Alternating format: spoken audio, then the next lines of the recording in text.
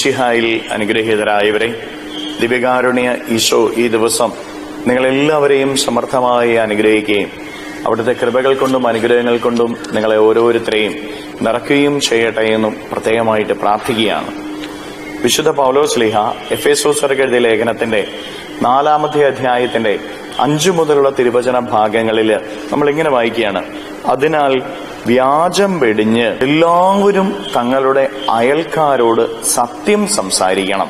നാം ഒരേ ശരീരത്തിന്റെ അവയവങ്ങളാണ്. കോപിക്കാം, എന്നാൽ പാപം ചെയ്യരുത്. നിങ്ങളുടെ കോപം സൂര്യൻ അസ്തമിക്കുന്നത് വരെ നീണ്ടു പോകാതിരിക്കാൻ സൂക്ഷിക്കണം. സാത്താന് അവസരം കൊടുക്കരുത്.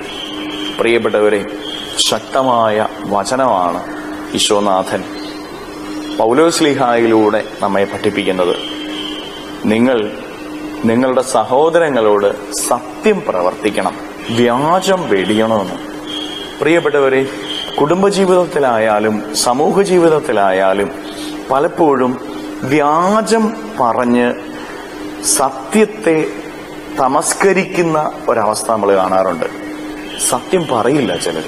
എപ്പോഴും വ്യാജമായിട്ടുള്ള വാക്കുകളും പ്രവർത്തികളും പലരിൽ നിന്നും. സത്യം പറയുക എന്ന് പറഞ്ഞു കഴിഞ്ഞാൽ ചിലരെ സംബന്ധിച്ചിടത്തോളം ബുദ്ധിമുട്ടേറിയ ഒരു കാര്യമായിട്ട് മാറിക്കൊണ്ടിരിക്കുകയാണ്.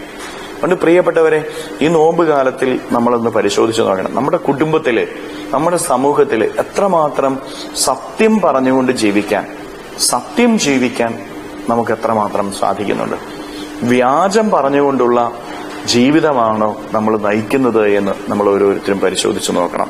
അതുപോലെ തന്നെ നമ്മൾ അനാവശ്യമായിട്ടുള്ള കോപം ഉണ്ടാവരുത്. കോപിച്ചാൽ പോലും അത് പാപത്തിന് കാരണമാകരുത്, നീണ്ടു നിൽക്കരുത് എന്ന് പറയുക. പലപ്പോഴും നമ്മുടെയൊക്കെ ജീവിതത്തിൽ നമ്മൾ കോപിക്കുന്നത്, മറ്റുള്ളവരോട് ദേഷ്യപ്പെടുന്നത്, അത് വെറുപ്പിലേക്ക് നയിക്കുന്ന അവസ്ഥയുണ്ടാവുകയാണ്.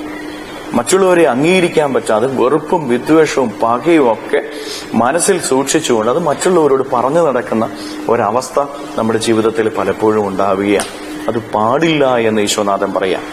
വ്യാജം പറഞ്ഞുകൊണ്ടുള്ള ജീവിതവും മറ്റുള്ളവരോട് വെറുപ്പും വിദ്വേഷവും വെച്ചുകൊണ്ടുള്ള ജീവിതവും സാത്താന് നമ്മുടെ ജീവിതത്തിൽ ഇടം കൊടുക്കുന്നതാണ് എന്നാണ് പൗലോസ്ലീഹ പഠിപ്പിക്കുന്നത്. പ്രിയപ്പെട്ടവരെ, തിന്മയിൽ ജീവിച്ചു കഴിഞ്ഞാൽ, അസത്യത്തിൽ ജീവിച്ചു കഴിഞ്ഞാൽ, വ്യാജത്തിൽ ജീവിച്ചു കഴിഞ്ഞാൽ, വെറുപ്പിലും വിദ്വേഷത്തിലും ജീവിച്ചു കഴിഞ്ഞാൽ പിശാചിന് നമ്മുടെ ജീവിതത്തിൽ നമ്മൾ സ്ഥാനം കൊടുക്കുക. നമ്മുടെ പലരുടെയും ജീവിതത്തിൽ എന്താ ഉയർച്ചയില്ലാത്തത്, വളരാത്തത്? എന്തുകൊണ്ടാണ്? നമ്മൾ പിശാചിന് നമ്മുടെ ജീവിതത്തിൽ നമ്മൾ സ്ഥാനം കൊടുക്കുന്നത് കൊണ്ടല്ലേ. അതുകൊണ്ട് പ്രിയപ്പെട്ടവരെ, സത്യവും സ്നേഹവും നീതിയും വിശുദ്ധിയും നന്മയും കൈമുതലായി സൂക്ഷിക്കാം. അവിടെ ദൈവത്തിന് പ്രവർത്തിക്കാൻ സാധിക്കുകയുള്ളൂ. തിന്മ പ്രവർത്തിച്ച പിശാച് പ്രവർത്തിക്കും. കരങ്ങളെ യാചനയോടെ പിടിച്ച നമ്മുടെ ജീവിതത്തിന്റെ എല്ലാ കാര്യങ്ങളെയും ഈശോയ്ക്ക് കൊടുത്ത് നമുക്ക് സ്തുതിക്കാം. ഹല്ലേലൂയ. ഈശോയെ നന്ദി. Hallelujah, hallelujah, hallelujah, hallelujah, hallelujah, hallelujah, hallelujah. കർത്താവായ ഈശോയെ, മക്കളെ ഓരോരുത്തരെയും സമർപ്പിക്കുന്നവരെ അനുഗ്രഹിക്കണമേ, ആശീർവദിക്കണമേ. ഈ ദിവസത്തിൽ ഇവരുടെ എല്ലാ കാര്യങ്ങളിലും അങ്ങ് ഇടപെട്ട് ഇവരെ സഹായിക്കണമേ, ഇവരെ അനുഗ്രഹിക്കണമേ. ഇവരുടെ ജീവിതത്തിൽ നിന്ന്, ജീവിതത്തിന്റെ വഴികളിൽ നിന്ന് സർവ്വ തിന്മകളെയും ബന്ധനങ്ങളെയും കെട്ടുകളെയും പിശാചിന്റെ ഉപദ്രവങ്ങളെയും നാരകീയ ശക്തികളെയും പൈശാചിക ശക്തികളെയും ദിവ്യകാരുണ്യത്താൽ ബന്ധിച്ച് നിർവീര്യമാക്കി നരകാഗ്നിയിലേക്ക് അട്ടിപ്പായിക്കുന്നു. എല്ലാ കെട്ടുകളും ഇവരുടെ ജീവിതത്തിൽ നിന്ന് അഴിയട്ടെ എന്ന് കേൾപ്പിക്കുന്നു. എല്ലാ തിന്മകളും വിട്ടുമാറട്ടെ എന്ന് കേൾപ്പിക്കുന്നു. Hallelujah, hallelujah, hallelujah, hallelujah, hallelujah, hallelujah. നിത്യം പിതാവും പുത്രനും പരിശുദ്ധാത്മാവുമായി സർവേശ്വര എന്നേക്കും. ആമേൻ.